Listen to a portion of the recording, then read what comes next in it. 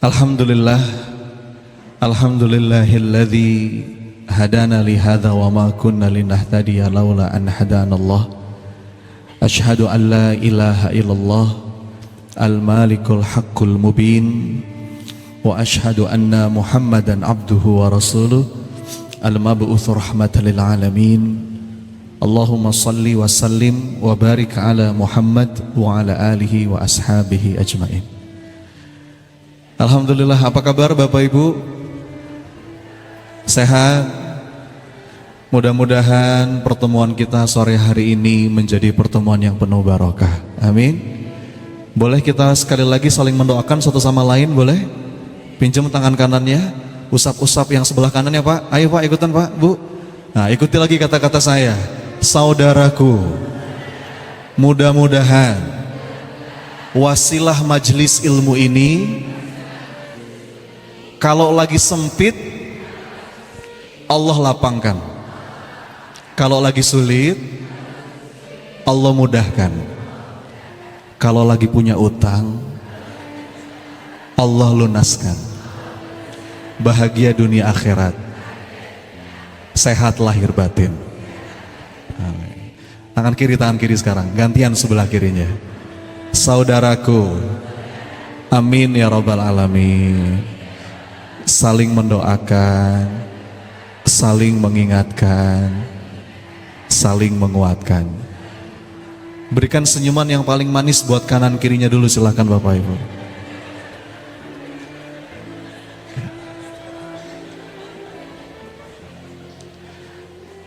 Alhamdulillah, saya senang banget bisa hadir kembali di Zabisa, Rumah Quran ya, pesantren Zaid bin Sabit. Ini kali kedua saya hadir Bapak Ibu.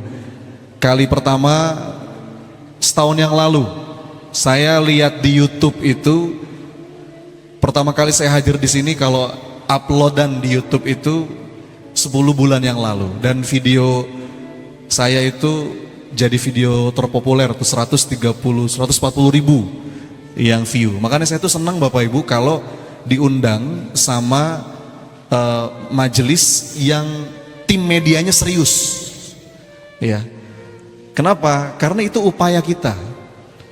Jadi kalau dalam urusan dakwah itu kita nggak boleh setengah-setengah Bapak Ibu. Kalau kita mau profesional, profesional. Kadang-kadang event-event dakwah tuh suka dikelola sekedarnya, padahal kontennya itu sangat berharga. Nah, saya senang ketika dapat undangan dari Zabisa, karena Zabisa ini tim medianya serius ya. Mungkin di sini yang hadir cuma beberapa orang, tapi ketika kita publish di YouTube, di media itu yang nonton bisa ratusan ribu orang, betul? Ya.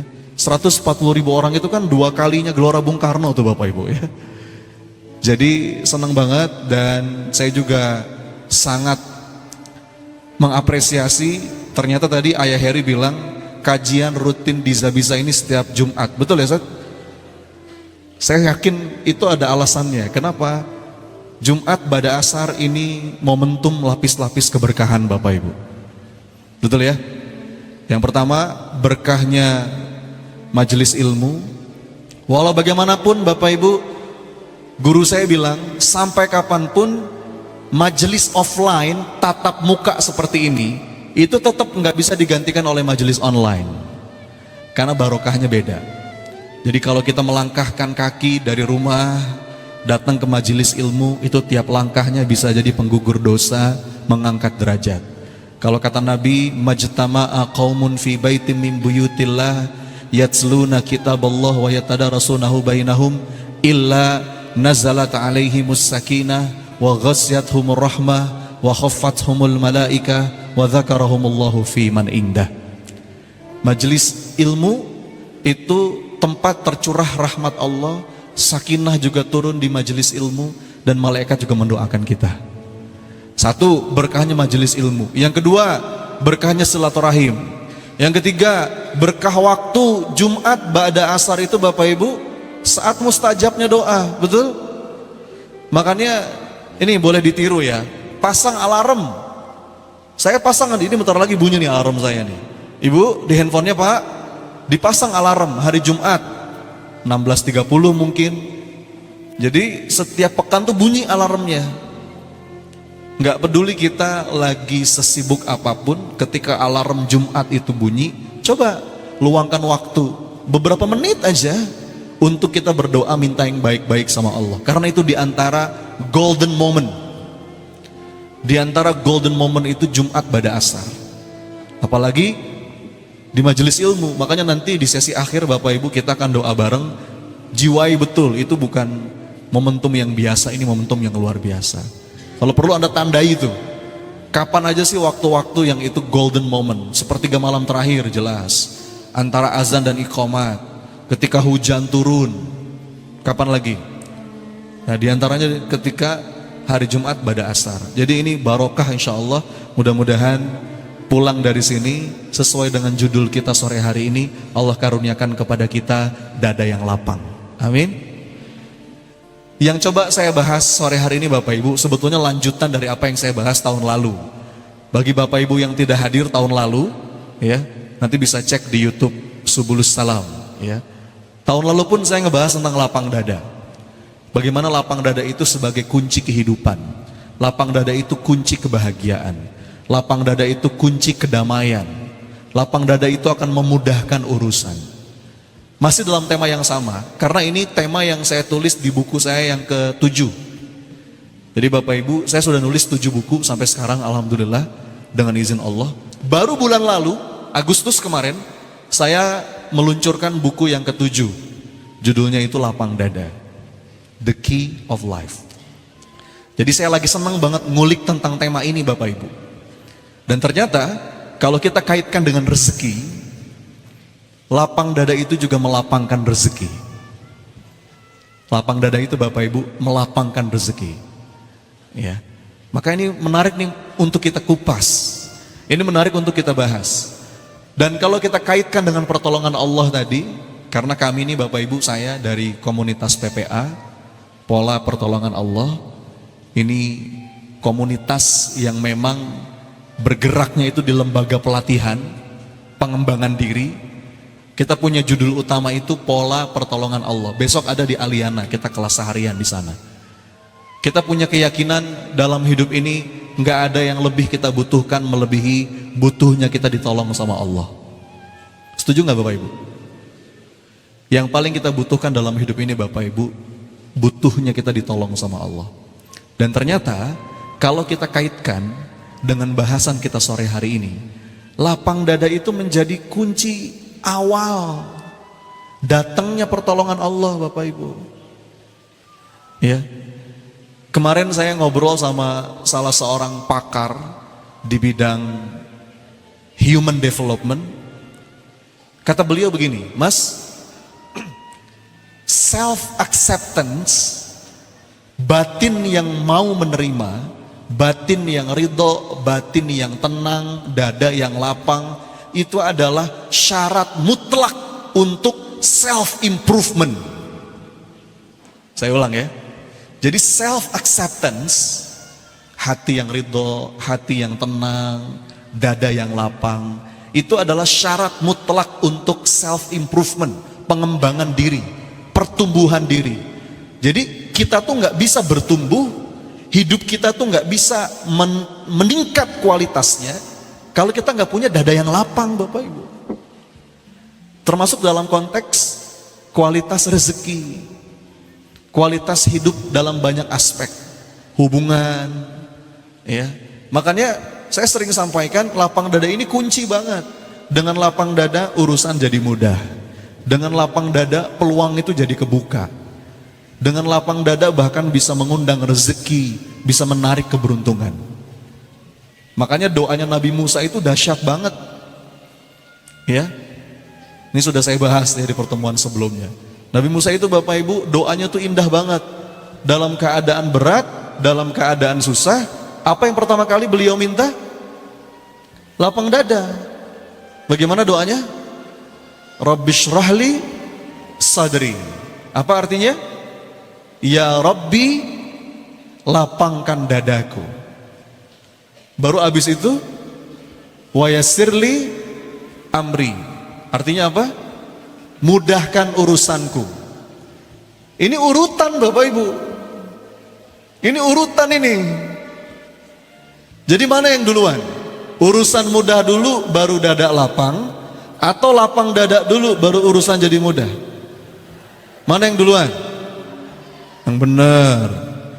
Teorinya sih gitu. Tapi nyatanya gimana? Kadang-kadang kita suka terbalik. Nanti Ustadz, kalau urusan saya udah mudah, kalau utang saya udah lunas, kalau sakit saya udah sembuh, kalau suami saya udah berubah, kalau anak saya udah nggak gitu lagi, kalau tanah itu udah bisa saya beli, kalau saya udah bisa berangkat umroh haji, baru abis itu lapang dada saya. Terbaliknya Bapak Ibu, saya pastikan terbalik. Harusnya gimana? Lapangkan dulu dadamu, maka semoga dengan itu Allah akan mudahkan urusanmu. Ya. Jadi Bu, Pak, ini penting banget. Ini penting banget. Termasuk kalau kita bahas dalam konteks rezeki. Bapak Ibu, slide saya kelihatan nggak? Kelihatan? Di sini ada gambar dua mangkok. Yang satu mangkok yang gede, ya, yang lapang, yang satu piring yang kecil, mangkok yang kecil. Kira-kira kalau secara logika awam kita, dari dua mangkok ini, mana yang isinya lebih banyak? Yang lapang atau yang sempit? Yang lapang. Ini logik sederhana aja Bapak Ibu. Jadi lapang dada itu men-scale up rezeki. Kalau orang masih sempit dadanya, masih pelit, masih merasa memiliki apa yang dia pikir itu milik dia. Ada orang tuh gitu Bapak Ibu. Dia punya kemelekatan atas apa yang dia miliki. Orang tuh kalau masih punya kemelekatan atas apa yang dia miliki, itu saya jamin hidupnya jauh dari kebahagiaan, hidupnya jauh dari kelapangan.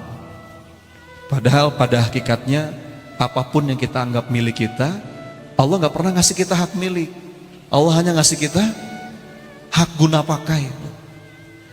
Orang yang paling takut kehilangan hanyalah orang yang merasa memiliki. Sekarang saya mau nanya Bapak Ibu, pernah punya pengalaman kehilangan barang gak? Yang agak berharga gitu, pernah ya? Nah, ketika barang Anda hilang, misalkan apa? Kehilangan motor, atau kehilangan perhiasan, atau kehilangan handphone, kehilangan dompet. Ketika barang kita hilang, itu rasanya gimana Pak? Hah? Nyesek ya, aduh. Nah sekarang Anda dengar berita, tetangga Anda barangnya hilang. Wah, itu tuh si ibu itu tuh perhiasannya hilang, dicuri sama orang misalkan, atau motornya hilang. Rasanya beda gak sama yang pertama? Beda. Kalau yang kedua, apa yang kita rasa? Ya paling cuman berempati aja ya, kita prihatin, kasihan ya. Tapi nggak sesakit yang pertama kan? Kenapa kira-kira? Ya karena kita berpikir yang pertama, yang kedua itu bukan milik kita. Padahal ayah bunda yang dirahmati Allah, pada hakikatnya kita nggak pernah ngerasa memiliki. Orang yang akan meningkat kualitas kelapangan rezekinya, ini kaidah dasarnya, adalah orang yang gak pernah ngerasa memiliki apapun. Ya, makanya kemarin saya ngobrol tuh sama salah seorang ustadz. Dia bilang begini, ternyata ilmu lapang dada itu kita butuhkan bukan hanya di saat lagi sulit Bapak Ibu. Karena ada orang di saat lagi punya segalanya pun itu tetap butuh ilmu lapang dada. Karena di saat dia punya segalanya masih ngerasa sempit dadanya. Di antaranya karena apa tadi? Karena ngerasa memiliki. Jadi proses belajar melapangkan dada juga proses kita melepas kemelekatan, melepas perasaan memiliki. Iya. Makanya coba nih Bapak Ibu, dilatih gitu ya. Kalau punya sesuatu, apapun yang kita anggap itu kita punyai, akadkan kepada semua yang kita punya itu. Pulang dari sini nih Bapak Ibu, ngomong sama tanah yang Anda punya, rumah yang Anda punya, mobil yang Anda punya, apapun harta yang Anda rasa itu punya Anda. Bilang sama semua itu begini, wahai dunia, suatu hari nanti aku akan pergi meninggalkanmu, atau kamu yang pergi meninggalkanku duluan. Maka tidak akan aku biarkan engkau merenggut perasaanku terlalu dalam dan merebut perhatianku terlalu jauh. Gitu. Jadi enteng-entengan aja Bapak Ibu, lepas gitu.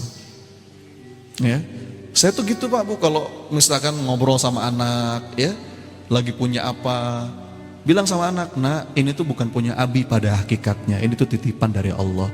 Kalau suatu hari Allah mau ngambil, ya enteng-enteng aja. Sekarang kita lagi dipuji-puji, nama kita lagi bagus, itu juga titipan dari Allah. Allah yang menutupi begitu banyak aib kita. Suatu hari nama kita jatuh, kita difitnah orang, ya biasa aja Bapak Ibu. Pujian orang itu nggak nganterin kita ke surga, hinaan orang juga nggak nganterin kita ke neraka gitu kan. Jadi nggak usah pusing dengan apa kata orang. Akhirnya lapang dada kita. Nah itu diantara proses awal yang perlu kita sadari. Lapang dada itu Bapak Ibu melapangkan rezeki. Karena lapang dada itu di wilayah mindset, di wilayah inner, ruang batin. Jadi ada inner, ada outer Bapak Ibu. Kadang-kadang kita suka fokus sama outernya saja, kita melupakan innernya. Padahal apa yang ada di luar itu hanyalah cerminan dari apa yang ada di dalam. Nih Bapak Ibu, kita baca buku, kita ikut pengajian, kita ikut komunitas, kita ikut seminar. Itu apa sih tujuan kita? Di antara tujuan kita kan pengen mengubah kualitas hidup kita, betul nggak? Kualitas hidup itu baru berubah kalau tindakan kita berubah, aksi-aksi kita berubah. Ini saya sampaikan dulu polanya ya. Hasil, apapun yang kita sebut sebagai hasil, kualitas hidup, kualitas rezeki, itu kan hasil. Itu baru berubah kalau ada yang berubah dari tindakan kita. Nggak mungkin hasil itu berubah kalau tindakan kita nggak berubah. Makanya ayatnya dalam Quran, la yughayyiru ma biqaumin hatta yughayyiru ma bi anfusihim. Allah nggak akan mengubah nasib suatu kaum sampai kaum itu mengubah apa-apa yang ada dalam diri mereka, apa-apa yang bisa mereka ubah. Bahkan kalau kata Albert Einstein Bapak Ibu, ini kata Albert Einstein, apa itu definisi orang gila? Mau tahu nggak Bapak Ibu? Apa itu definisi orang gila? Orang gila itu adalah orang yang kepengen hasilnya berubah, tapi tindakannya nggak ada yang berubah, nggak bisa. Bapak Ibu kepengen anak-anaknya soleh, tapi kita nggak berupaya mengubah diri untuk jadi orang tua yang soleh, nggak bisa Bapak Ibu. Ya. Perlu dimulai dari diri sendiri. Kalau kata Nabi, ibda binafsi. Saya terusin ya. Hasil itu berubah kalau tindakannya berubah. Nah sekarang saya lanjutin. Apa yang mempengaruhi tindakan kita? Hal apa yang paling besar dan itu berpengaruh pada tindakan kita? Perasaan. Coba ya diurutin ya. Hasil itu berubah kalau apa? Ada tindakan, ada action, ada ikhtiar, ada aksi-aksi nyata, ada amal-amal. Nah ternyata amal itu dipengaruhi oleh perasaan. Makanya kalau dada kita lapang, energi kita positif, itu aksinya pun akan bertenaga, powerful Bapak Ibu. Sekarang gini aja deh nih ibu-ibu nih yang contoh sehari-hari aja. Bu, nyapu dalam keadaan happy sama nyapu dalam keadaan bad mood beda nggak? Beda ya? Yang mana yang lebih bersih kira-kira biasanya? Jadi kita ngelakuin sesuatu Bapak Ibu dengan hati yang tenang, dengan dada yang lapang, itu berdampak pada aksi-aksi kita. Entah gimana ceritanya kita bisa menikmati setiap action kita, setiap ikhtiar kita. Hasil dipengaruhi oleh tindakan. Tindakan itu dipengaruhi oleh perasaan. Nah perasaan itu Bapak Ibu dipengaruhi oleh apa? pikiran. Jadi bagian lengkapnya itu ya, pikiran berpengaruh pada perasaan, perasaan berpengaruh pada tindakan, dan tindakan itu berpengaruh pada hasil-hasil yang kita dapatkan dalam hidup. Jadi kalau kita pengen mengubah hasil, ujungnya Bapak Ibu, yang pertama kali kita perlu ubah itu apa? Pikiran. Isi dari pikiran kita itu ada belief, ada keyakinan.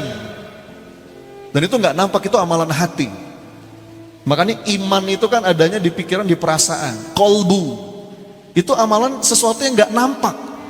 Para ulama pun Bapak Ibu itu membagi dua, ada ibadah hati, ada ibadah zahir.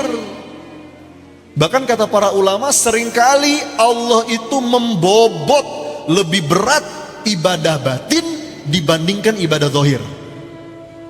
Percaya nggak? Ini banyak dalilnya Bapak Ibu. Dan lapang dada itu amalan hati yang berpengaruh pada amalan zahir. Ya, dalilnya banyak Bapak Ibu. Ada dalam sebuah hadis yang sangat panjang, kata Nabi SAW, di antara 3 kelompok manusia yang pertama kali Allah lemparkan ke dalam neraka. Pernah dengar Bapak Ibu hadis ini? Siapa aja? Siapa yang tahu? Ada 3 kelompok manusia yang itu dalam satu hadis sahih, kata Nabi SAW, 3 kelompok ini pertama kali Allah hisab dan pertama kali Allah lemparkan ke dalam neraka. Pernah dengar? Ini populer hadisnya. Ternyata bukan Korun, bukan Fir'aun, bukan Abu Jahal, bukan. Dalam hadis itu, kata Rasulullah, 3 kelompok yang dimaksud adalah 1, mereka yang berjihad di medan perang sampai gugur di medan perang. Secara kasat mata, syahid. Kita semua tahu, syahid itu luar biasa ganjarannya.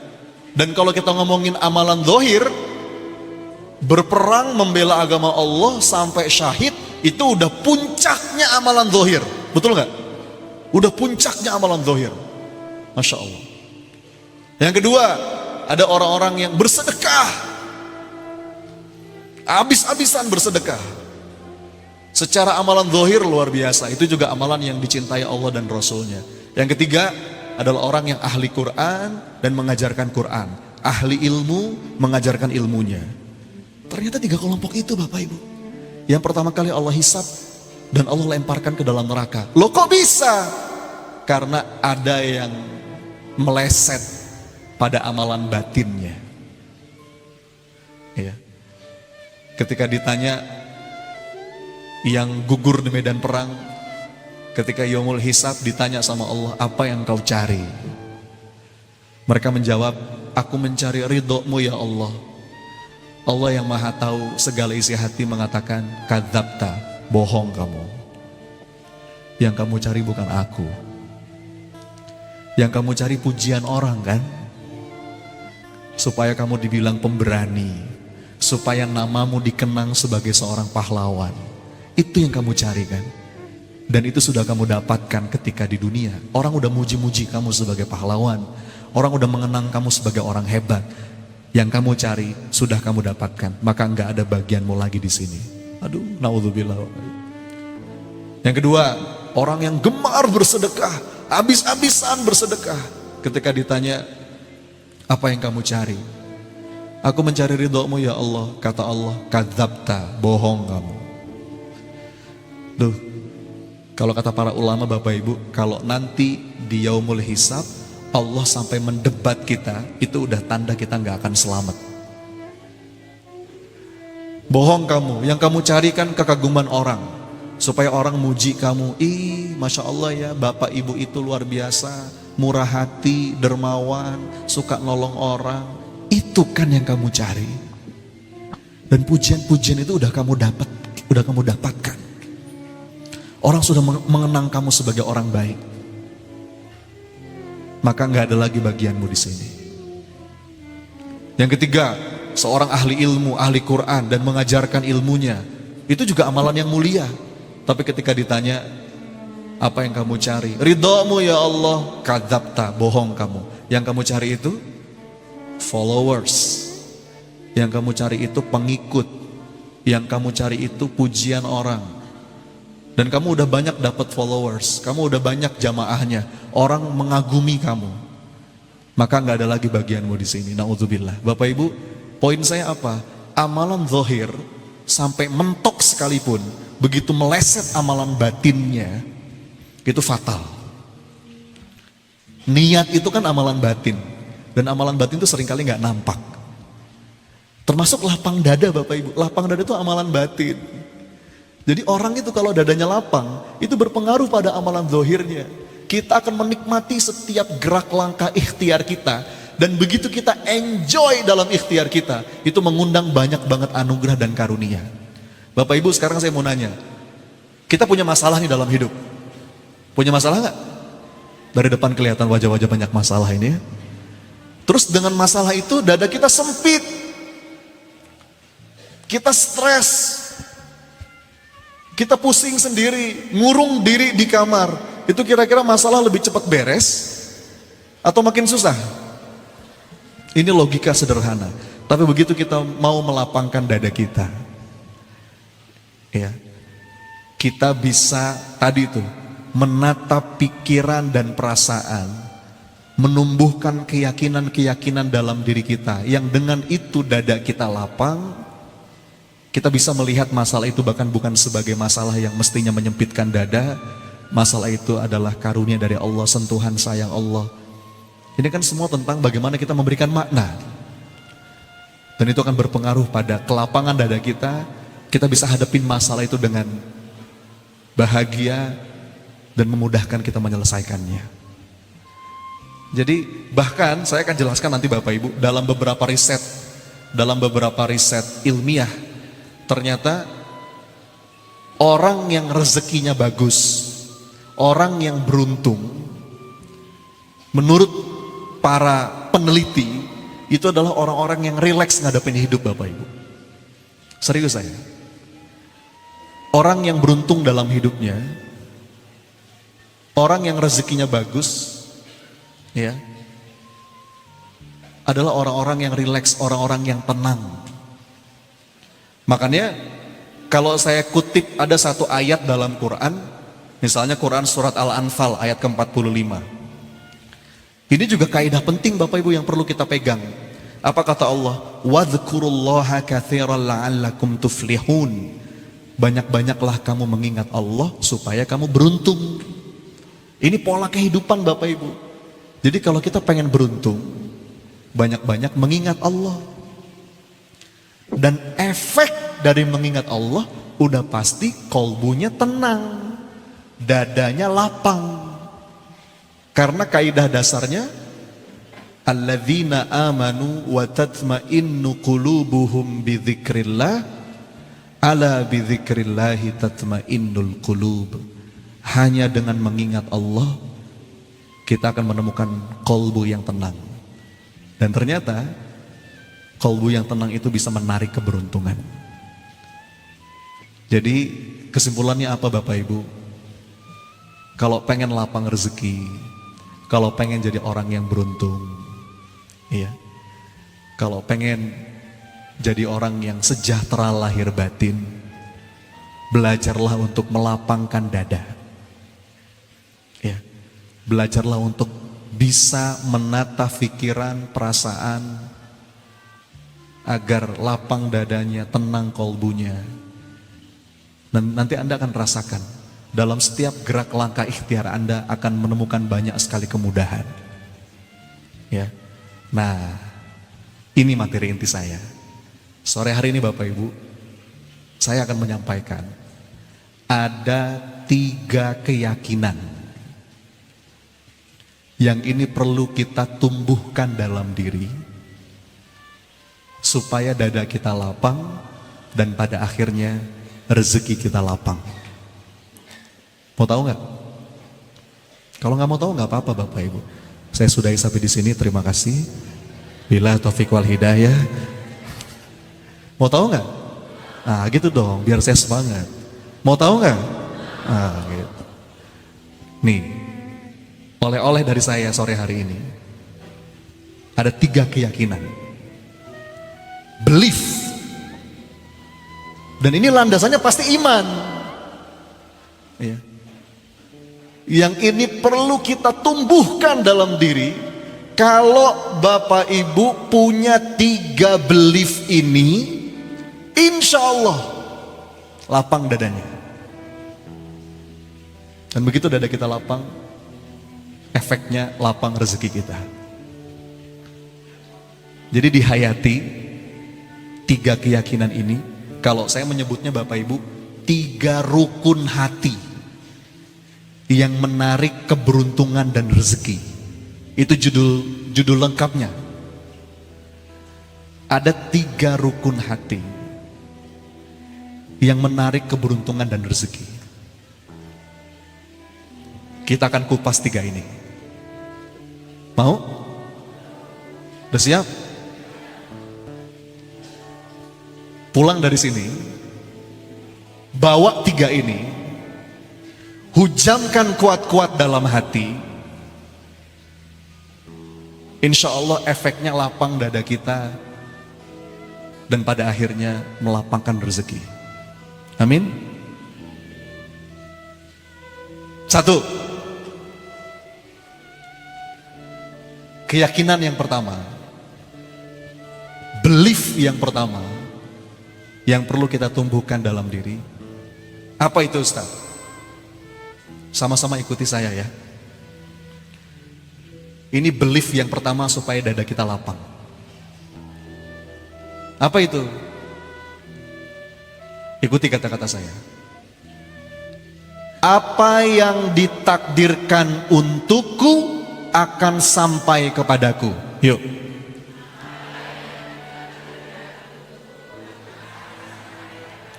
Yang kompak dong.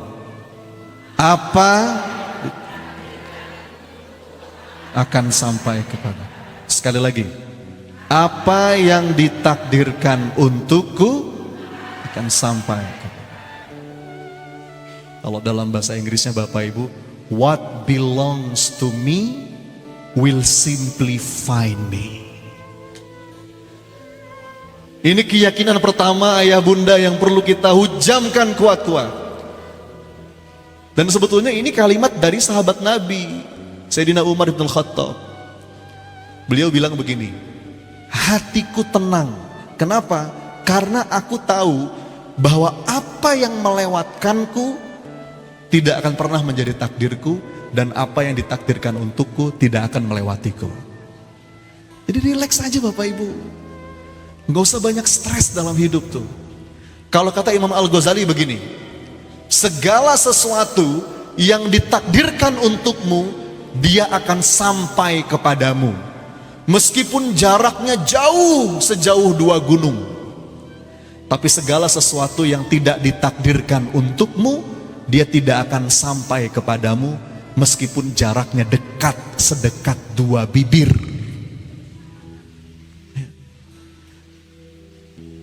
Ini fondasi hati yang penting banget harus kita miliki.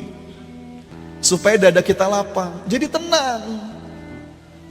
Ikhtiar mah harus Bapak Ibu. Itu mah anak kecil juga tahu.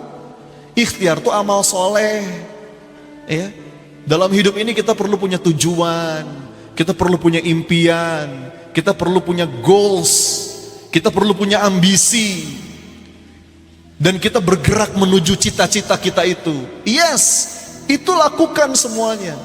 Lakukan yang terbaik dari apa yang bisa Anda lakukan, karena itu amal soleh. Orang beriman itu semestinya kalau berikhtiar itu totalitas.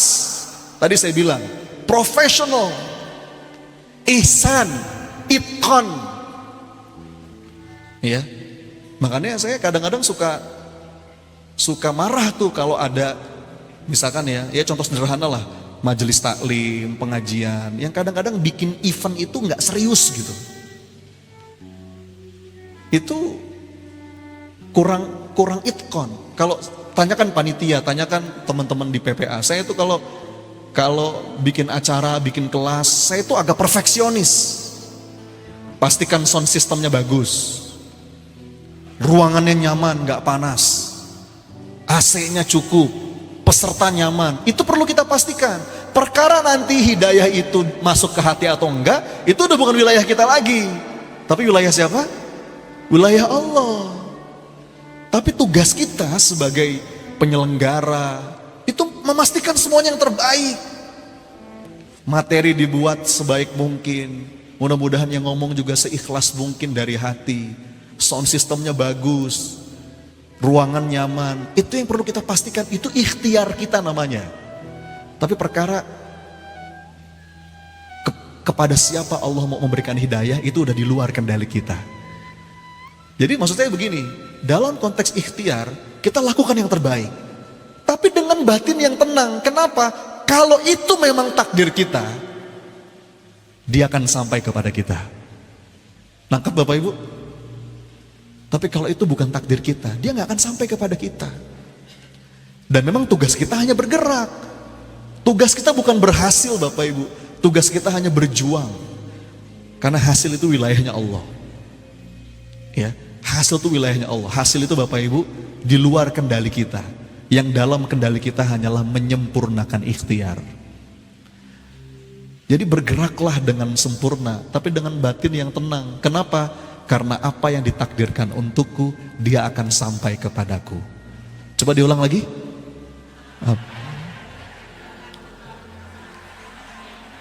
What yours will find you. Wow. Artinya dilarang buang sampah sembarangan. What belongs to me will simply find me. Tenang aja Bu. Jadi gak usah. Kalau kita punya mental kayak begini Bapak Ibu, kita tuh bergerak dengan dada yang lapang. Nih kalimat dari Imam Hasan Al-Basri, saya kutip ya. Apa kata beliau? Aku tahu rezekiku tidak akan bisa diambil orang lain. Karena itu hatiku pun jadi tentram. Dan aku juga tahu amalku nggak akan dikerjain orang lain. Karena itu aku pun sibuk beramal. Tuh ini indah banget Bu, Pak. Kita sedang menata alokasi fokus. Banyak di antara orang itu salah dalam menempatkan kekhawatiran. Kita sering mengkhawatirkan apa-apa yang sudah dijamin, tapi kita malah mengabaikan apa-apa yang belum dijamin. Ini kalimat dari Imam Hasan Al-Basri itu dalam banget maknanya. Aku tahu rezekiku gak akan bisa diambil orang lain, karena itu aku tenang. Tapi aku juga tahu amalku gak akan dikerjain sama orang lain, karena itu aku sibuk beramal. Jadi tugas kita hanya beramal yang terbaik. Gak usah kebanyakan takut dalam hidup.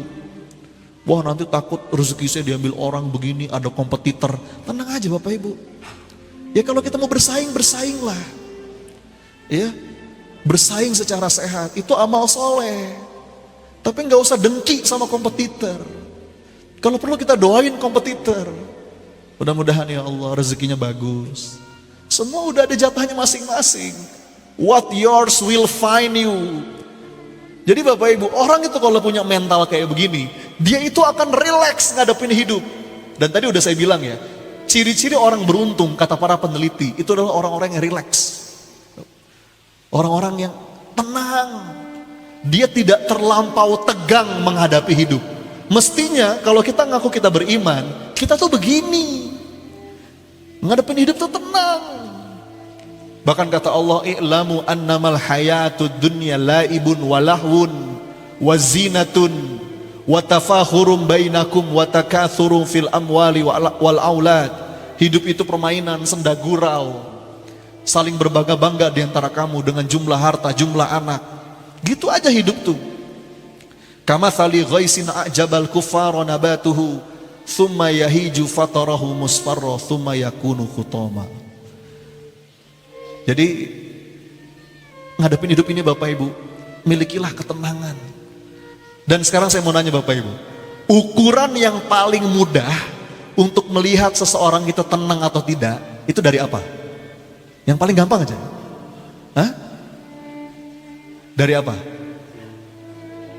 Kalau kita pengen ngelihat seseorang itu tenang, lapang atau tidak, itu ukuran yang paling kelihatan. Itu bisa kelihatan dari apanya? Betul. Dari senyuman. Nih ya, saya mau cerita Bapak Ibu. Ini riset serius. Ada seorang peneliti dari Stanford University. Dia itu meneliti mahasiswa-mahasiswanya selama 20 tahun. Jadi apa yang dia teliti Bapak Ibu? Dia hanya meneliti foto-foto wisuda mahasiswa-mahasiswanya. Bapak Ibu tahu foto wisuda? Tahu ya? Setiap orang itu kan ketika di wisuda Bapak Ibu, ketika difoto saat wisuda, itu kan mukanya beda-beda, betul nggak? Beberapa orang ada yang ketika di wisuda senyumnya lepas, betul? Ketika difoto begini nih Bu. Tapi ada beberapa orang yang ketika di wisuda cemberut. Ada? Gini. Anda tahu, diteliti sama Stanford University dan hasilnya ini inspiring banget. Mahasiswa-mahasiswa yang ketika di wisuda wajahnya senyum, cerah, ceria, 20 tahun kemudian dilihat, nasib hidupnya jauh lebih baik dibandingkan mereka yang kalau difoto cemberut. Meskipun IPK-nya nggak seberapa. Serius saya. Ya. Makanya sekarang saya Bapak Ibu begitu tahu penelitian itu, kalau difoto berusaha senyum ya. Nggak peduli sebad mood apapun saya. Coba lihat kanan kiri sambil senyum sekarang. Ayo silakan Bu. Bapak Ibu, kalau saya punya hipotesa begini. Apa hipotesa saya? Orang yang jarang senyum udah pasti jarang neraktir. Itu hipotesa saya. Kenapa? Karena yang gratis saja dia nggak mau ngasih, apalagi yang bayar. Ditekuk terus mukanya. Makanya kata Nabi SAW, senyum itu sampai bernilai sodako. Ada bayangin. Jadi ayo, ini penjelasannya apa? Karena kata para peneliti, kecerdasan emosional itu lebih penting dibandingkan kecerdasan intelektual. Emotional intelligence itu lebih penting kata para peneliti dibandingkan intellectual intelligence. Iya. Intelijensi intelektual. Ada orang yang mungkin di atas kertas IPK-nya bagus, tapi susah happy, cemberut, tegang terus ngadepin hidup. Ya, udah lulus kuliah, bingung, dia khawatir, aduh saya kerja di mana nih? Belum kawin lagi. Ya. Siapa? Udah pusing. Tapi ada beberapa orang yang mungkin secara IPK biasa-biasa aja, tapi dia ngadepin hidup tuh santai, tenang gitu ya. Karena sebenarnya ketenangan itu kalau kita lihat dalam suatu perspektif, itu adalah bukti dari keimanan seorang hamba. Gitu. Apalagi kalau kita ngaku kita orang beriman, mestinya kita orang yang paling bahagia dalam hidup Bapak Ibu. Saya mah yakin itu udah kesimpulan yang perlu segera kita sadari. Keimanan kita itu berbanding lurus dengan tingkat kebahagiaan kita. Jadi kalau kita ngaku kita orang beriman, tapi masih banyak pusingnya, masih banyak ruwetnya dalam hidup, masih banyak sempit dada, itu ada masalah dengan iman kita. Ya. Dan itu tenang gitu. Dia yakin yang rezeki itu nggak akan ketukar. Apa yang ditakdirkan untukku akan sampai kepadaku. Dah. Tugas kita hanya melakukan yang terbaik. Jadi nggak banyak menghabiskan waktu hidupnya dengan kekhawatiran. Takut begini, takut begitu. Apalagi orang beriman itu sangat yakin bahwa zat yang menetapkan takdir hidupnya adalah zat yang maha baik. Allah itu maha adil, nggak mungkin zolim. Allah itu maha benar, nggak mungkin keliru. Allah itu maha bijaksana, nggak mungkin sembarangan. Ya. Sekedar senyum aja Bapak Ibu, itu bisa mengubah nasib. Ada sebuah penelitian yang lain Bapak Ibu, ini tentang senyuman ya. Saya itu senang Bapak Ibu mengkaji riset-riset ilmiah di bidang positif psikologi, karena pada akhirnya begitu saya mempelajari itu, saya tuh jadi semakin kagum dengan sabdanya Nabi. Saya tuh jadi makin kagum dengan nasihat para ulama. Saya jadi makin kagum dengan apa yang Allah sampaikan dalam Quran. Jadi ada di salah satu buku judulnya The How of Happiness, seorang peneliti dari Rusia namanya Profesor Sonya Lyubomirsky. Dia mengatakan begini, ada orang-orang yang memang bawaan lahirnya Bapak Ibu itu susah senyum. Ada nggak? Ada. Ada orang kayak gitu, ya. Dia bukan lagi bad mood Bapak Ibu, memang udah secara genetik begitu. Anda tahu kabar buruknya? Kabar buruknya, orang yang seperti itu, nasib hidupnya cenderung kurang baik. Serius saya. Nah, diteliti oleh salah seorang pakar Bapak Ibu, dijadikan percobaan. Ada beberapa orang yang mungkin secara setelan wajah itu susah senyum, terus dioperasi Bapak Ibu. Diapain? Enggak, ini serius, saya nggak bercanda. Dioperasi Bapak Ibu, saya nggak ngerti ya detailnya gimana, mungkin disuntik botox atau gimana, sekedar ditarik beberapa senti bagian wajahnya supaya nampak seperti orang senyum. Diteliti oleh para peneliti, Anda tahu nggak? Hanya dalam waktu 3 bulan, 3 bulan setelah operasi, nasib hidup dia itu meningkat drastis. Secara keuangan, hubungan, ya. Kok bisa begitu? Begitu diteliti Bapak Ibu. Kenapa? Karena terjadi yang namanya reciprocity effect. Apa itu? Efek timbal balik.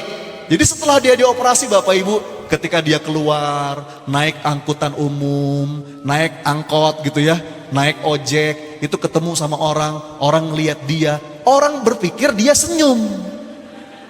Padahal baru dioperasi. Ketika orang senyum dan dia ngelihat orang senyum, yang pada awalnya nggak niat senyum, jadi ikutan senyum.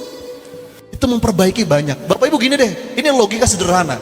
Kalau Anda mau kerja sama bisnis, ada 2 orang. Yang pertama, orangnya cemberut terus, dari mukanya kayak pusing, ruwet gitu. Apa-apa yang keluar dari mulut itu negatif terus. Ngeluh ini, ngeluh itu. Itu orang pertama. Ada orang kedua, orangnya happy, senang, positif.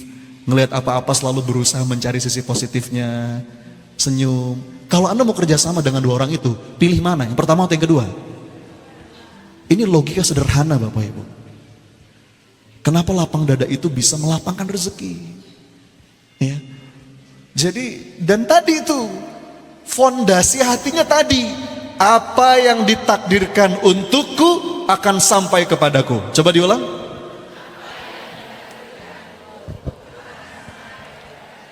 Keyakinan itu akan membuat kita punya mental kaya Bapak Ibu. Orang beriman itu meskipun mungkin secara harta itu beda-beda. Ada yang lebih, ada yang kurang. Tapi yang pasti orang beriman itu mentalnya kaya. Makanya kata Nabi, ghinahu fi qalbi. Kekayaan itu ada di batin. Nih, saya tulis di slide. Ada perbedaan antara orang yang punya mental kaya dan orang yang punya mental miskin. Ini persoalan mental Bapak Ibu. Bukan persoalan jumlah uang yang kita punya. Karena tetap aja ada orang-orang yang uangnya udah banyak tapi mentalnya masih miskin. Ada. Ngerasa takut kurang terus, ngerasa takut gak kebagian. Wah nanti gimana ya. Apa? Orang yang punya mental kaya, dia meyakini semuanya itu melimpah. Kalau istilahnya itu abundance mentality. Tapi orang yang punya mental miskin meyakini semuanya terbatas. Akhirnya apa? Karena dia meyakini semuanya terbatas, kalau dia punya kelebihan, dia simpan untuk dirinya sendiri. Tuh, itu orang punya mental miskin tuh. Dia punya kelebihan, dia simpan. Wah nanti saya gak kebagian nih. Tapi kalau orang punya mental kaya, karena dia yakin semuanya serba melimpah. Kalau dia punya kelebihan, bagaimana kelebihan itu dia berikan sebagai manfaat bagi orang di sekitarnya. Karena Allah sudah jelas dalam Quran mengatakan nahnu narzukukum wa iyahum. Bapak Ibu, kita tuh udah punya jatah rezeki masing-masing. Keberadaan saya nggak akan ngurangin rezeki Anda. Demi Allah. Keberadaan kompetitor itu nggak akan ngurangin rezeki kita. Ya. Bahkan kalau kata para ulama, kita nggak akan meninggal sebelum memang jatah rezeki kita komplit kita terima. Pernah nggak ada cerita? Pernah dengar nggak Bapak Ibu? Ada cerita begini. Ada seorang pria kejebur sumur Bapak Ibu. Dia kejebur sumur, sumurnya dalam. Wah, dia teriak, tolong, tolong. Orang dengar, ditolonglah. Hampir mau meninggal Bapak Ibu, hampir mau tenggelam. Tapi alhamdulillah terselamatkan. Dibawa naik dia ke atas. Ini kisah nyata Bapak Ibu, dari salah seorang ulama. Dibawa dia ke atas sumur. Terus dia kecapean kan. Kasih minum, kasih minum. Akhirnya Bapak Ibu dikasih minum segelas susu. Pernah dengar gak kisah ini? Dikasih minum Pak segelas susu, diminum sampai habis susunya. Begitu udah habis minum susu, orang nanya kan, tadi kamu kenapa bisa jatuh? Terus orang ini berusaha memperagakan. Ini loh, tadi saya jalan kesini, kepleset Bapak Ibu, jatuh lagi. Dan jatuh yang kedua tidak terselamatkan, meninggal. Apa kata para ulama? Kenapa kok yang pertama belum meninggal? Karena masih ada jatah rezeki yang belum dia dapat. Apa jatah rezekinya tadi? Segelas susu. Jadi Bapak Ibu nggak usah, tugas kita itu menyempurnakan ikhtiar. Ya, nggak usah banyak takut dalam hidup tuh ayah bunda. Ya, jangan sampai kita punya mental jahiliyah. Bapak Ibu tahu mental jahiliyah? Pernah nggak dengar kisah dulu di zaman Nabi itu sebelum Islam? Sebelum Rasulullah itu diutus menjadi nabi, beberapa kebiasaan masyarakat di Arab itu suka membunuh anak perempuan hidup-hidup. Tahu? Anda dengar ya? Dulu itu sebelum Rasulullah diutus, kebiasaan masyarakat Arab itu kalau punya anak perempuan Bapak Ibu, dia nggak seneng. Lalu dia kubur anak perempuan itu hidup-hidup. Pernah dengar ya? Kira-kira apa motifnya? Kenapa mereka punya anak perempuan terus nggak seneng, terus dikubur hidup-hidup? Kenapa kira-kira? Di antaranya karena punya pola pikir yang salah tentang rezeki. Jadi dulu itu Bapak Ibu, ini pola pikir jahiliyah. Kalau punya anak perempuan, mereka berpikir anak perempuan ini beban. Karena anak perempuan itu nggak bisa cari duit, gampangnya begitulah. Nggak bisa cari harta atau sekedar menjaga harta aja dia nggak bisa. Disuruh perang dia nggak bisa. Jadi menurut teori ekonomi jahiliyah, supaya kita nggak rugi, diapain? Dibunuh aja. Turunlah Rasulullah diutus menjadi nabi. Turunlah ayat dalam Quran, nahnu narzukukum wa iyahum. Janganlah engkau membunuh anak-anakmu karena engkau takut miskin, karena kami yang memberi rezeki kepadamu dan kepada mereka. Itu mental kaya Bapak Ibu. Jadi kalau orang punya mental seperti ini, dia tuh kalau punya kelebihan, dia nggak ragu-ragu untuk bagi orang. Dan ini hukum kehidupan. Makin sering kita bagi, makin banyak yang kita dapat. Apalagi kalau orang punya mental kaya, dia punya ilmu, dia enteng aja bagiin sama orang lain. Tapi kalau orang punya mental miskin, dia punya ilmu, dia simpan sendiri. Sama orang bersikap curiga terus. Dia takut digantikan sama orang. Tapi kalau orang punya mental kaya, alih-alih takut digantikan orang, lebih baik terus aja berupaya untuk terus bertumbuh. Ya. Dan ini berpengaruh pada kualitas diri, kualitas ikhtiar kita, dan pada akhirnya kualitas rezeki kita. Oke Bapak Ibu, itu yang pertama, keyakinan yang perlu kita tanam kuat-kuat. Apa itu? Apa yang ditakdirkan untukku akan sampai kepadaku. Yuk diulang.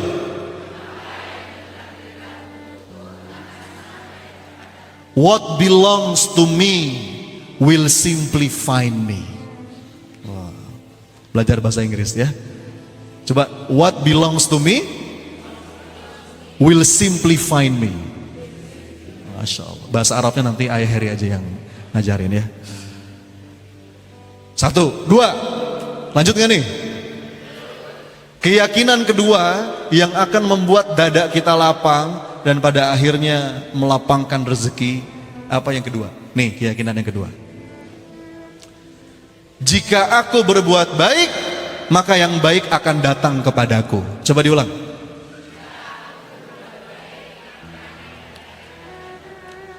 Sebetulnya ini tuh kaidah Quran. Kita udah hafal semua. Hal jazaul ihsan illal ihsan. Nggak ada balasan dari kebaikan kecuali pasti kebaikan pula. Do good and the good will come to me.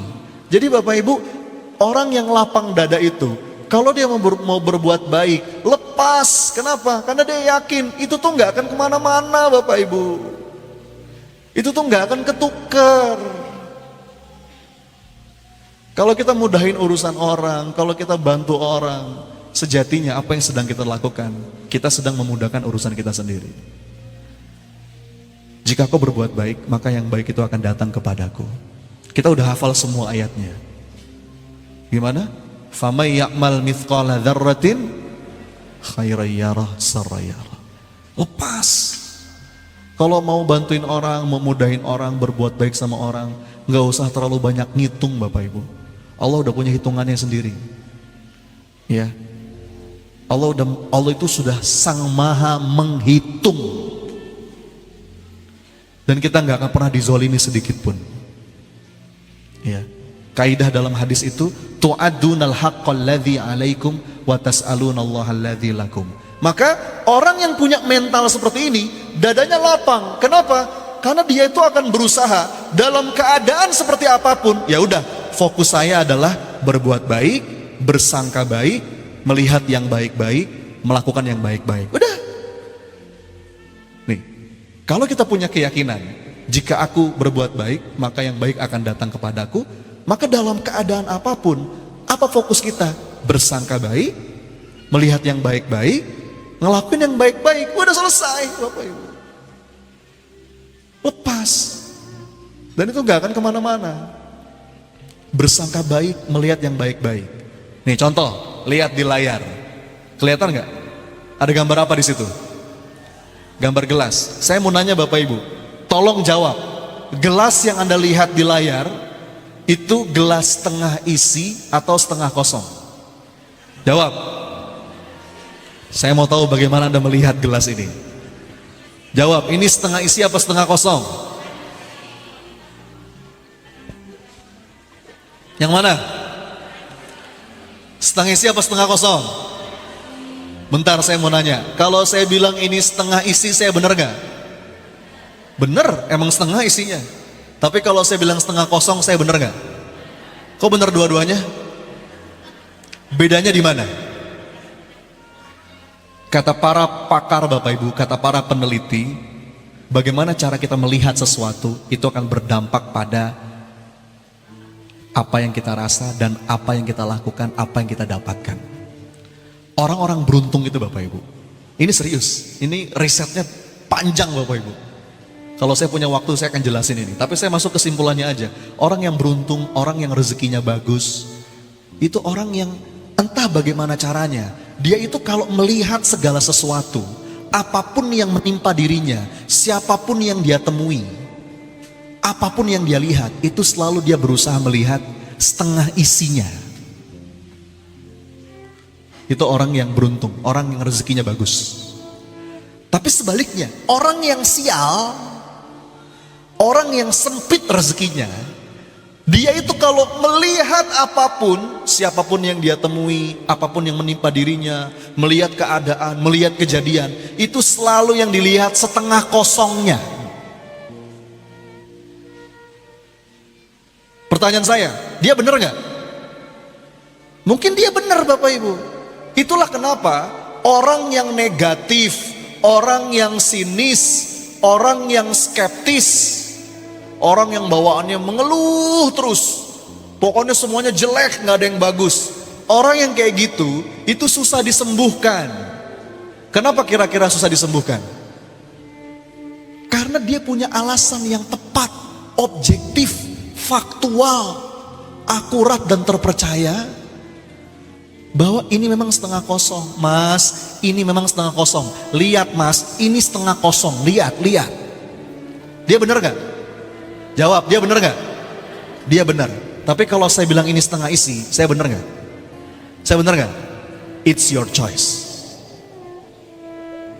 Kalau saya Bapak Ibu ya, insya Allah dari dulu guru-guru saya ngajarin, saya itu selalu berusaha mendisiplinkan hati. Ketemu dengan siapapun, berada dalam keadaan seperti bagaimanapun, melihat situasi apapun, saya selalu berusaha cari apa setengah isinya, pasti ketemu. Ada beberapa orang Bapak Ibu, kalau ngelihat segala sesuatu. Itu setengah kosongnya terus. Datang ke pengajian, ada ustadz. Mungkin tidak semua ustadz kita cocok. Ya. Tapi siapapun ustadz yang saya dengar, saya selalu bisa dapat setengah isinya. Datang ke sebuah acara yang dilihat setengah kosongnya, makanannya nggak enak, AC-nya nggak dingin, kursinya nggak empuk misalnya. Ada aja untuk mengeluhkan. Makanya kalau kata pepatah, for complainers even in heaven still complain. Bagi orang yang suka ngeluh, di surga sekalipun kerjaannya ngeluh. AC-nya kurang dingin, ya. Bidadarinya kurang cakep gitu istilahnya. Tapi apa mungkin ya orang suka ngeluh gitu bisa masuk surga. Jadi setengah isi Bapak Ibu. Nih Bapak Ibu yang dirahmati Allah, saya punya gini ya, ini ilmu penting nih. Ini kalau saya bahas panjang ini menarik Bapak Ibu. Ada sebuah penelitian yang cukup panjang. Anda tahu nggak? Penelitian ini dilakukan terhadap ribuan pasang suami istri. Ya. Jadi ada sekelompok peneliti yang berusaha menemukan sebetulnya apa sih rahasia dari pasangan suami istri yang hubungannya tuh harmonis, langgeng, bahagia, ya, strong and happy gitu ya, kuat dan bahagia, awet. Dia meneliti Bapak Ibu, jadi dia pengen tahu kenapa ya ada pasangan-pasangan suami istri yang itu hubungannya tuh baik, kuat dan bahagia, membahagiakan, awet sampai tua, hampir cenderung tidak ada konflik yang berlebihan, harmonis terus. Kalau pakai bahasa kita sebagai orang muslim, sakinah mawaddah warahmah gitulah kira-kira. Apa ya? Diteliti Bapak Ibu ribuan pasang suami istri. Ditemukanlah beberapa hal. Ada 10 hal yang membuat suami istri itu hubungannya kuat dan bahagia. 10 kebanyakan, diperas lagi 5. Dari 10 Bapak Ibu diperas jadi 5. 5 masih kebanyakan, diperas lagi 3. Ada 3 hal yang membuat hubungan suami istri itu kuat dan bahagia. 3 masih kebanyakan, diperas lagi, ketemu 1 Bapak Ibu. Nah coba sekarang saya mau nanya, para peneliti, ini saya serius Bapak Ibu, ini penting banget. Ternyata dari bertahun-tahun diteliti, ribuan pasang suami istri diteliti, dari sekian banyak faktor, dari sekian banyak sebab, ditemukan ada 1 hal yang paling mendasar yang membuat sebuah hubungan itu menjadi hubungan yang kuat, bahagia, membahagiakan, langgeng, awet, harmonis. Siapa yang bisa nebak? Kira-kira yang itu apa? Saling menerima bukan? Ayo. Yang jawabannya benar, hadiahnya umroh sama-sama. Saya serius. Syaratnya 1. Kita ketemuan di Masjidil Haram ya. Amin dong. Jadi ibu-ibu mau janjian di pintu berapa? Ayo kita umroh bareng gitu ya. Amin dong ya. Salah, apa lagi?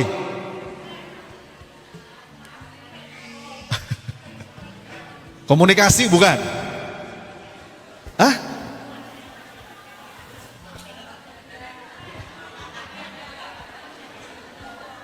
Menerima apa adanya bukan? Apa Pak? Bapak Ibu terus terang, para penelitinya pun heran. Dia nggak nyangka Bapak Ibu, dan di luar dugaan mereka. Tapi ini hasil penelitian, mau gimana lagi? Dia nggak nyangka bahwa ternyata ini satu faktor yang paling mendasar yang membuat hubungan suami istri itu kuat, bahagia, langgeng, harmonis. Anda tahu? Mereka menyebut satu faktor itu adalah positive illusion. Coba diulang, apa? Bapak Ibu tahu illusion, tahu? Illusion itu apa? Hayalan. Jadi ternyata ayah bunda yang dirahmati Allah, suami istri yang langgeng, awet, sampai kakek nenek harmonis adalah mereka-mereka yang jago menghayal, Pak. Maksudnya gimana? Gini maksudnya. Jadi ketika di interview, misalkan ya, ada seorang suami ditanya, Pak, menurut Bapak, istri Bapak bagaimana? Aduh Mas, buat saya, istri saya itu wanita yang paling cantik sedunia. Bapak Ibu, itu kira-kira beneran apa khayalan? Tapi Pak, itu buat dia beneran Bapak Ibu.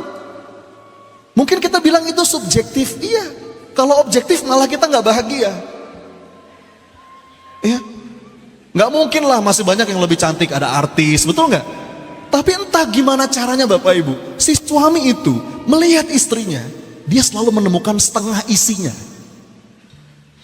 Dia ngelihat guratan-guratan wajah istrinya ketika tidur, ya, ini wanita yang ngurus anak-anak saya, bahkan bekas-bekas melahirkan.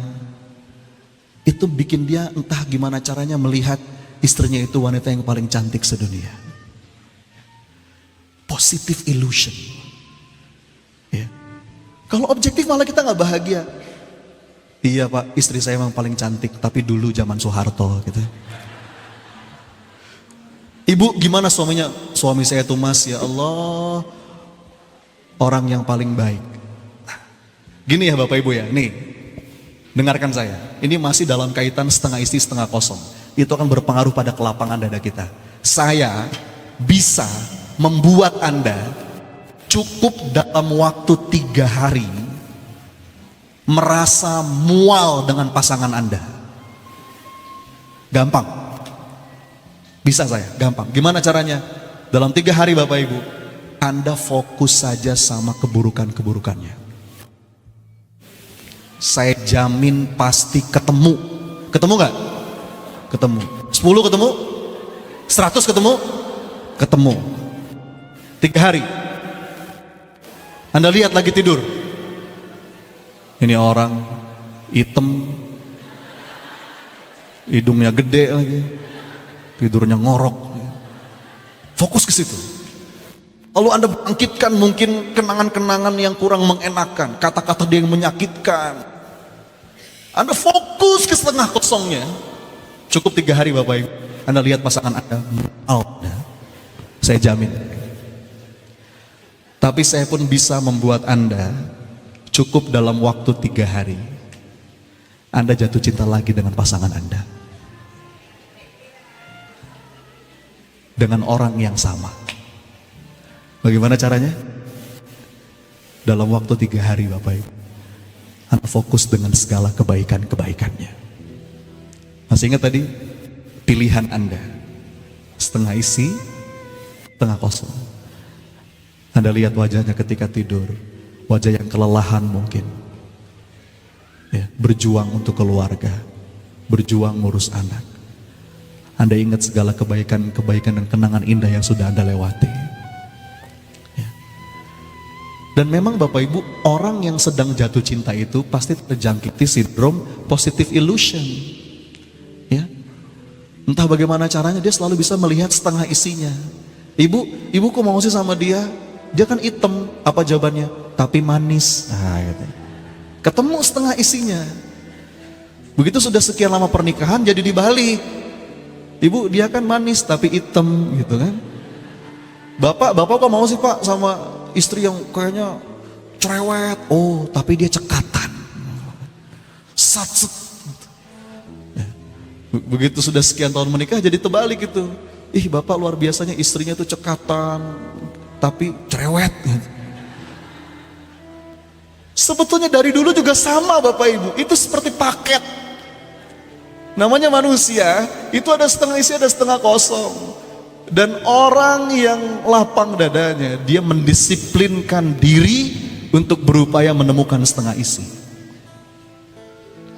Tugas dia adalah fokus dengan yang baik-baik, bersangka yang baik, melihat yang baik-baik, melakukan yang baik-baik. Kenapa? Karena jika aku berbuat baik, yang baik akan datang kepadaku. Jika aku berbuat baik, yang baik akan datang kepadaku. Coba diulang. Dan menariknya Bapak Ibu, kalau kita punya mental kayak begitu, nanti kita akan menarik orang-orang yang juga punya frekuensi yang sama. Karena like dissolve like. Kita itu akan berkumpul dengan orang yang sejenis. Kalau dalam bahasa Arabnya al-arwah junnudun mujannadah. Kalau orang yang hobinya ngeluh terus, dia pasti akan berkumpul juga dengan orang-orang yang sejenis. Pasukan bodrek. Kerjaannya pokoknya mengkritik semua keadaan. Tapi kalau kita berusaha jadi pribadi yang positif, melihat segala sesuatu, ya ada setengah kosongnya, tapi ada setengah isinya. Dari kejadian ini, apa setengah isinya? Nanti Anda akan dipertemukan dengan orang-orang yang sejenis. Dan itu juga akan meningkatkan kualitas rezeki Anda. Karena dengan siapa kita bergaul, itu menentukan nasib kita Bapak Ibu. Dengan siapa kita bergaul, itu menentukan nasib kita. Ya. Terakhir yang ketiga, waktu saya udah mau habis. Keyakinan ketiga yang akan membuat dada kita lapang. Coba masih ingat tadi yang pertama apa? Apa yang ditakdirkan untukku akan sampai kepadaku. Lapang dada kita. Tenang aja Bapak Ibu, bergerak, ikhtiar, tapi dengan dada yang lapang. Yang kedua, jika aku berbuat baik, maka yang baik akan datang kepadaku. Fokus kita, lihat yang baik-baik, bersangka yang baik-baik, melakukan yang baik-baik, dan gak usah khawatir. Hal jazaul ihsan illal ihsan. Gak ada balasan dari kebaikan kecuali pasti kebaikan. Anna inda dhanni abdi bi, kata Allah, aku sebagaimana prasangka hambaku. Ya. Orang akhirnya Bapak Ibu, orang itu kalau melihat setengah isinya, yang muncul rasa syukur, dan rasa syukur itu akan melipat gandakan nikmat. Yang ketiga, yang terakhir, yang keyakinan yang akan membuat dada kita lapang, apa itu? Hidupku dalam genggaman Allah yang gak pernah salah dan gak mungkin salah. Coba diulang. Yang gak pernah salah dan gak mungkin salah. Orang yang punya keyakinan ini Bapak Ibu, dia melihat setiap keadaan itu dengan penuh keindahan. Makanya kata Nabi, ajaban li amril mu'min inna amrohu kullahu khair. Urusan orang-orang beriman itu semuanya baik, gak ada yang buruk. Enak gak enak, semuanya baik kalau kita sikapi dengan iman. Karena zat yang menetapkan takdir atas hidup kita adalah zat yang maha baik. Orang yang punya keyakinan ini, dia akan mudah ridho dengan apapun yang Allah tetapkan. Ya, dia akan punya hati yang senang terhadap apapun ketentuan Allah. Dia yakin apa yang Allah tetapkan jauh lebih indah dan jauh lebih baik daripada apapun yang kita inginkan. Hadiah terindah adalah apa yang saat ini aku miliki, dan takdir terindah adalah apa yang saat ini aku jalani. Coba diulang. Hadiah terindah adalah apa yang saat ini aku miliki, dan takdir terindah adalah apa yang saat ini aku jalani. Kita punya keinginan, silahkan, itu bagus, tapi terwujud atau tidak terwujud, kita tetap sujud, karena semua baik dari Allah. Kalau dikabulkan, semoga itu yang terbaik. Kalau ditunda, itu berarti sedang disempurnakan untuk lebih baik. Kalau tidak dikabulkan, berarti ada yang lebih baik. Ya. Maka tiga ini Bapak Ibu, semoga melapangkan dada kita, menjadi bekal kita dalam menjalani hari-hari. Apa aja? Satu, apa yang ditakdirkan untukku akan sampai kepadaku. Dua, jika aku berbuat baik, maka yang baik akan datang kepadaku. Kalau kita sudah berbuat baik, orang berbuat buruk sama kita, itu bukan masalah kita, itu masalah dia sama Allah nanti. Kita pun hubungannya juga sama Allah. Dan yang ketiga, hidupku dalam genggaman Allah yang gak mungkin salah dan gak pernah salah. Oke Bapak Ibu, mudah-mudahan tiga ini bisa jadi bekal. Kalau kita pegang betul tiga ini ayah bunda, kita akan ngejalanin hari dengan lapang dada, berikhtiar dengan dada yang lapang, kolbu yang tenang, dan pada akhirnya itu meningkatkan kualitas rezeki kita.